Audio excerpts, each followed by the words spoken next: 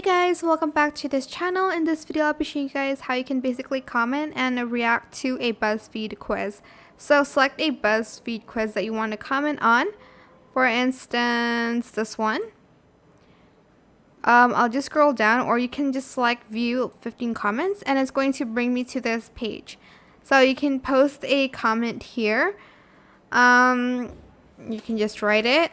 And then you're just going to select post, and then to react you're just going to scroll down. I don't know if you can react to quizzes. I think you can only react to posts, like this one maybe.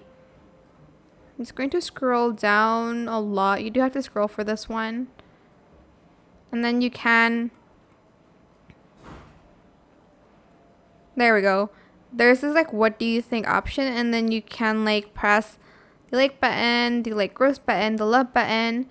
Just going to select the like one, and you'll be able to see who voted, like how many people voted for each of these emojis. Then here you can comment again. Great post. Anyways, you can also like and reply to other posts as well. But that is it. I hope it was helpful for you guys. Don't forget to like, comment, share. Also subscribe to this channel if you haven't done that already. If you have any more questions, just leave it in the comment section down below. I'll try my best to answer them all for you guys.